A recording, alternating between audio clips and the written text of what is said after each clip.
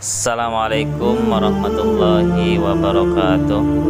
Alhamdulillahirabbil alamin wassalatu wassalamu ala asyrofil anbiya'i wal mursalin wa ala alihi wa sahbihi ajmain. Allahumma sholli ala sayyidina Muhammad wa ala alihi sayyidina Muhammad. Anak-anak siswa-siswi SMPS Pembangunan Bagan Batu, minggu ini kita memasuki pertemuan ke-13, masih pada bab 6, yaitu pembahasan tentang Daulah Umayyah. Akan tetapi untuk minggu ini kita membahas Daulah Umayyah yang kedua, yaitu berdirinya dinasti Umayyah di Andalusia, Spanyol. Jangan kemana-mana, tetap ikuti video pembelajaran ini, simak dan didengarkan, karena di akhir nanti ada beberapa soal yang harus dikerjakan. Daulah Umayyah di Andalusia berdiri pada tahun 756 Masehi sampai dengan 1031 Masehi. Kekuasaan Bani Umayyah di Damaskus berakhir pada tahun 750 Masehi. Kekhalifahan pindah ke tangan Bani Abbasiyah. Namun, salah satu penerus Bani Umayyah yang bernama Abdurrahman Ad-Dahir dapat meloloskan diri pada tahun 755 Masehi. Ia dapat lolos dari kejaran pasukan Bani Abbasiyah dan masuk ke Andalusia, Spanyol.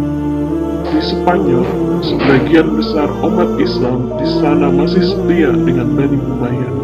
Ia kemudian mendirikan pemerintahan sendiri dan mengangkat dirinya sebagai amir atau pemimpin dengan pusat kekuasaannya di Cordoba. Pada masa pemerintahan Daulah Umayyah di Andalusia atau Spanyol, Cordoba menjadi pusat perkembangan ilmu pengetahuan. Pesatnya perkembangan ilmu pengetahuan terjadi pada pemerintahan amir yang ke-8, yaitu Abdurrahman An-Nasir, dan amir yang ke-9 yakni Hakam Al-Mu'tasim. Kemajuan ilmu pengetahuan dan kebudayaan di kota Cordoba ditandai dengan adanya Universitas Cordoba.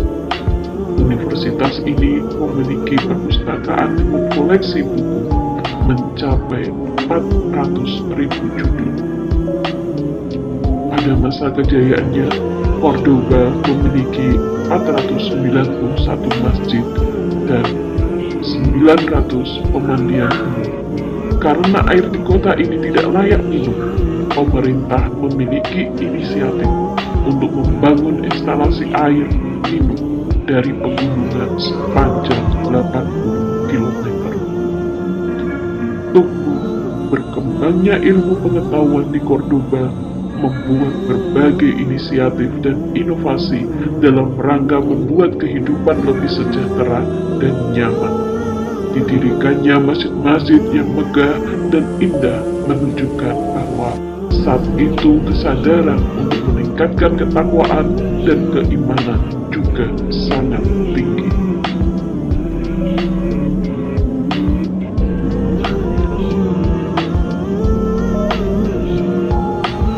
Amir-amir Bani Umayyah di Andalusia adalah sebagai berikut.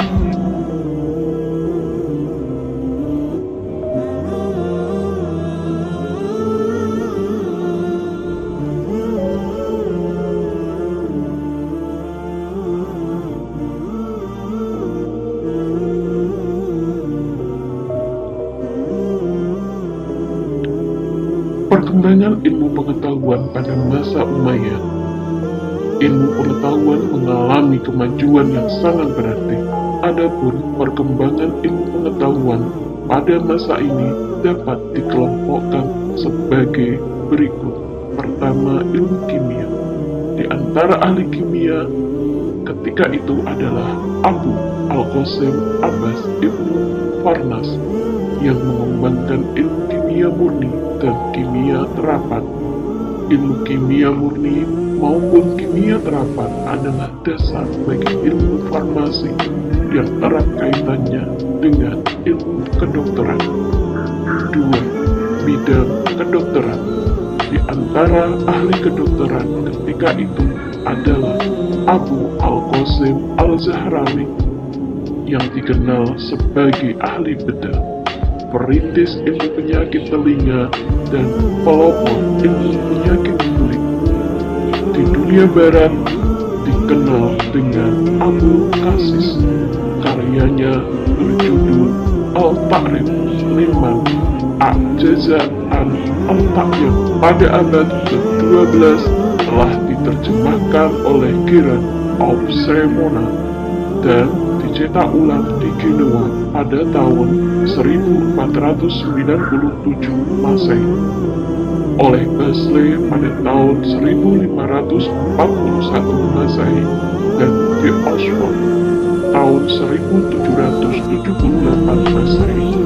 Buku tersebut menjadi rujukan di universitas-universitas di Eropa.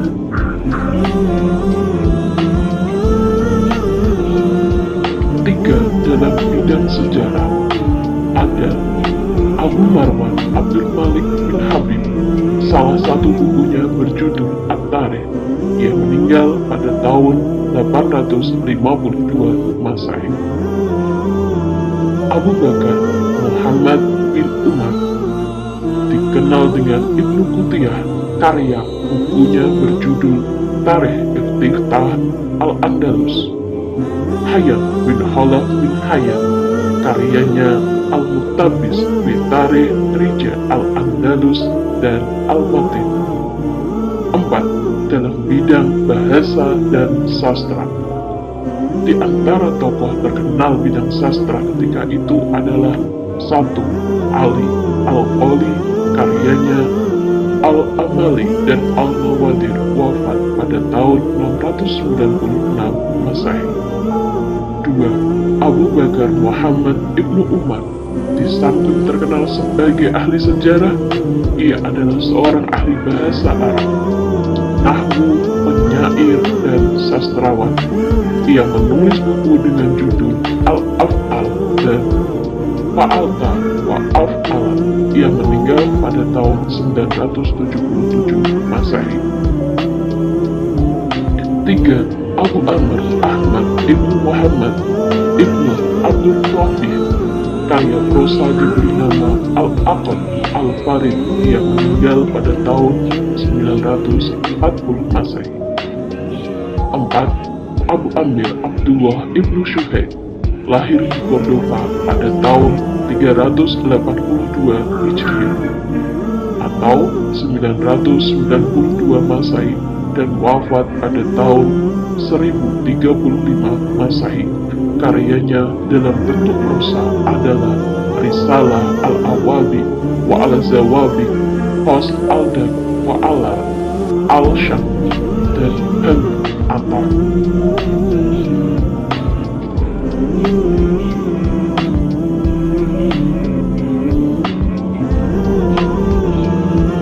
Di antara sebab-sebab runtuhnya kerajaan Bani Umayyah, yang pertama adalah karena tidak ada kejelasan sistem monarki, di mana sistem khalifah melalui garis keturunan adalah sesuatu yang baru bagi tradisi Arab. 2. Sistem sosial yang diskriminatif. Bani Umayyah menerapkan sistem diskriminasi sosial. Kita lihat bahwa banyak pemberontakan yang muncul dari golongan Syiah dan golongan Khawarij. Sebab keruntuhan berikutnya adalah sikap mewah kalangan istana. Lemahnya pemerintahan Daulah Bani Umayyah juga disebabkan oleh sikap hidup mewahnya di lingkungan istana, sehingga rakyat banyak yang hidup dalam kesengsaraan atau kemiskinan. 4. Adanya kaum oposisi maupun kaum pemberontak. Golongan Syiah pengikut Ali dan kaum Khawarij merupakan gerakan oposisi utama sejak Daulah Bani Umayyah berdiri.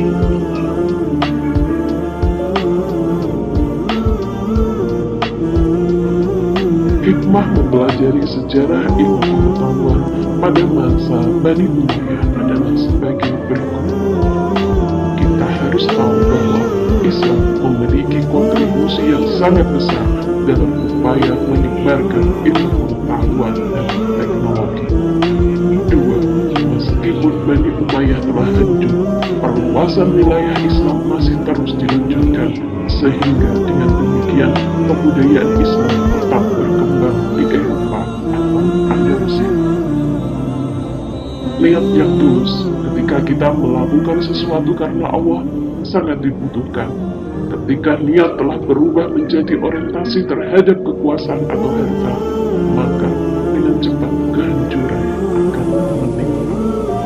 Anak-anak soleh dan solehah, penaklukan wilayah yang demikian luas dilakukan oleh kaum muslim saat itu berdasarkan pada permintaan penduduk suatu negara yang ditindas oleh pemimpin mereka sendiri. Kaum muslim tidak sebagai penjajah, penduduk tetap diberikan keleluasaan mengelola kekayaan mereka sendiri dan diberikan keleluasaan untuk menjalankan agama